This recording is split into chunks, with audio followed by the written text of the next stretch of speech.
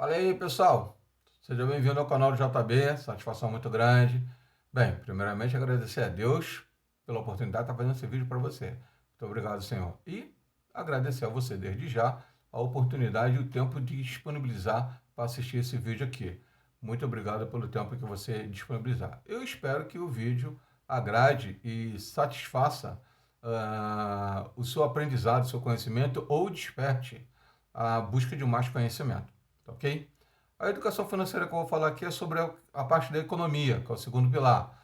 E o link que está na descrição, o primeiro, do ambiente de estudo, lá no CEA, você vai encontrar algumas colocações que eu vou estar fazendo aqui, tá? Então, é o segundo submenu, tá? É o segundo submenu, Fundamentos da Economia, Fundamento Básico da Economia e Financeira, ok? Então lá você vai encontrar algumas informações que eu vou estar colocando aqui. Então vamos lá. Bem, o que se trata em si da economia? Vamos entender o que é o basicão da economia aqui. Aqui, pessoal, o basicão da economia é isso aqui. É você ter o entendimento, você ter o conhecimento do que acontece no país e no mundo. O segundo pilar da educação financeira está longe de ser apenas de que poupamos. Estar ciente dos juros e da inflação faz com que a diferença seja visível. Bem, primeiro eu vou esclarecer o que está no destaque de amarelo ali. O que acontece no país e no mundo? Digamos que você é um pequeno empreendedor, então você comercializa, né? Você interage com outros comerciantes. Então, o seu estabelecimento, você adquire produto de outra pessoa para poder vender. Então, o Brasil não é diferente. O Brasil necessita de produto de outros países para poder desenvolver-se aqui. No nosso caso aqui é o fertilizante, o agronegócio, que eu vou dar exemplo. O antigo mandatário, Bolsonaro, a contragosto de todo mundo, ele foi fazer a visita lá na Rússia, onde ele, antes de começar a briga lá, né? Ele estava desconfiado que o vizinho lá, que o cara ia sentar mamona no outro. Então você, como comerciante, proprietário de um comércio, se você sabe que vai acontecer algo que vai atingir a sua loja, você vai se antecipar. É natural. A mesma coisa. Dona de casa, sabe que as coisas vão aumentar no mercado. Vai correr no mercado e vai comprar antes que ele aumente. Então não foi diferente. Estou dando um exemplo bem parecido mesmo. O Brasil é uma casa, é um comércio, e você é na tua casa. Você descobre que amanhã vai aumentar o trigo, ou seja, vai aumentar o pão. Então o que você faz? Opa, vai aumentar o trigo? Vai aumentar o pão? Pô, vou comprar farinha de trigo que eu vou fazer bolo. Pô, vai aumentar o gás. Opa, vou comprar o gás que eu tenho um bujão vazio ali. Já vou botar um gás reserva. Então você antecipa antes que aumente. Por quê? Vai acontecer um aumento. Então, com rumores que ia acontecer a briga, o Bolsonaro foi lá e desenrolou com o cara. Ô maluco, tu vai dar uns tapas no cara aí do lado? Tô pensando. Por quê? Pô, e aí, como é que vai ficar nossa relação comercial aqui? Olha, relaxa, fica de boa que não vai faltar nada pra você não. Pô, demorou então, tá, formou. Vamos assinar aqui. Assinou o contrato lá e voltou. Uma semana, 15 dias depois lá, começou lá a briga dele lá, tá até hoje. Deu agosto de 2023, estou gravando isso aqui. Então, pô, tá de boa. Começou a chegar mercadoria. Ou seja, o Bolsonaro pensou no quê? Em fazer uma economia, porque o país lá começou a sofrer sanções, né? Faltar recurso para ele, mas ele garantiu o dele. Vou garantir o meu irmão. Chora vocês aí, o meu tá garantido. Tanto que o resto do país ficou todo mundo depois choramingando. Ficou nego choramingando petróleo, Estados Unidos choramingando petróleo, votou a desenrolar, ai, vamos aí na maciota aí, ver com a Venezuela como é que tá pra gente comprar o petróleo deles, não sei o quê. Por quê? O próprio Estados Unidos comprava petróleo da Rússia. A União Europeia em si, ela é toda dependência da Rússia, por causa do gás, o tal famoso ESG. Eles mudaram a matriz energética deles por uma mais limpa, vinda do petróleo. Ó, eu não vou usar usina nuclear, eu não vou usar carvão, mas eu vou usar o petróleo, um derivado do petróleo. Mas o cara é contra o petróleo, vai entender.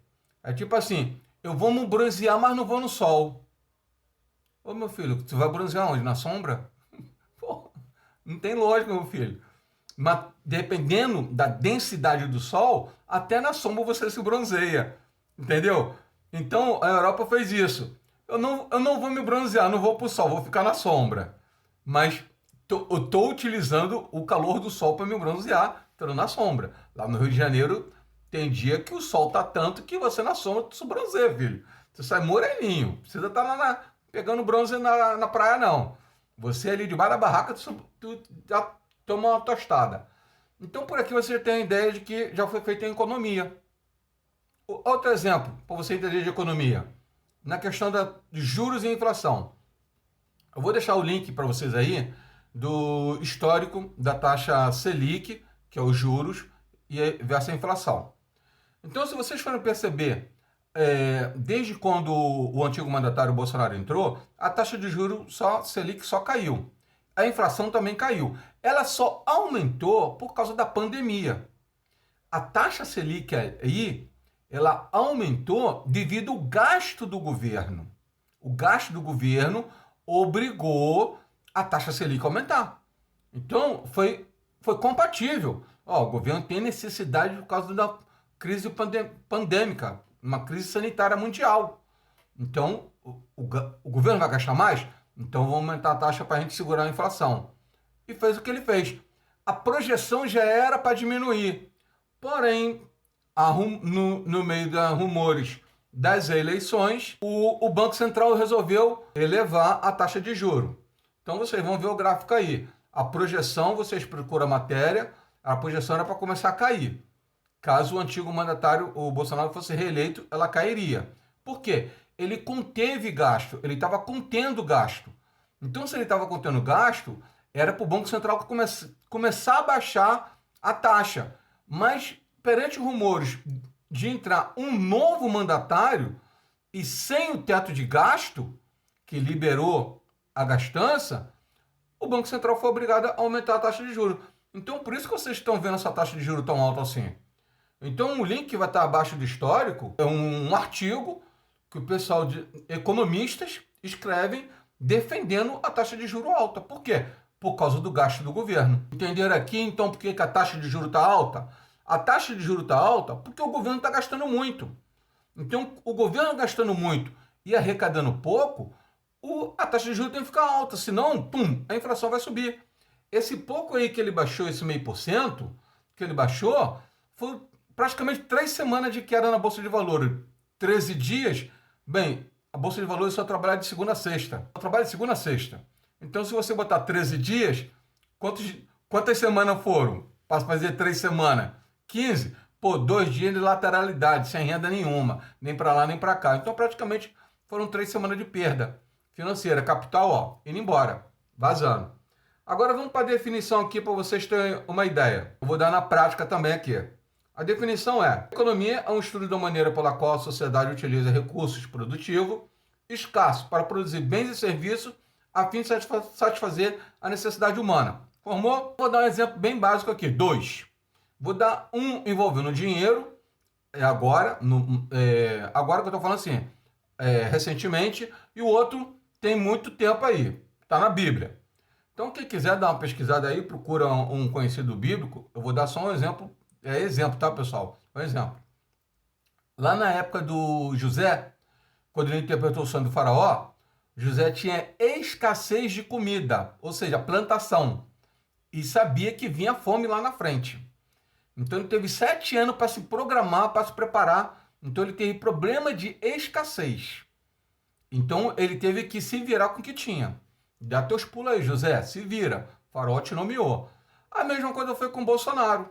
Sendo que o Bolsonaro pegou o Tarcísio, que é o governador aqui de São Paulo. Quando jogou o Tarcísio lá dentro do ministério, ele já estava lá dentro trabalhando, né? Mas ele não era o ministro negócio da infraestrutura lá. Aí, Tarcísio, o que tem aí, mano? Vê o que dá pra tu fazer aí. O Tarcísio fez algumas obras, vou deixar um link aí de algumas coisas que eu achei. E uma das obras que vocês devem lembrar, que foi repercussão na matéria, na grande mídia, foi uma ponte, que ele acabou com o negócio de balsa que tinha na localidade. Transportar para um lado e para o outro. A margem do rio. Gente, margem de um rio. A ponte tinha, acho que, 800 metros, ou seja, a largura do rio. Não era nem 1 quilômetro. A ponte, eu acho que nem 1 quilômetro, se não me falha a memória, tá? Me corrija no comentário, essa colocação minha. Não era grande coisa, não é a ponte Rio-Niterói, ou alguma coisa assim lá no Rio, não. Não é coisa grande, não. Coisa pequena. Só essa ponte foi o suficiente para ele mudar toda a logística em torno daquela localidade. Por quê?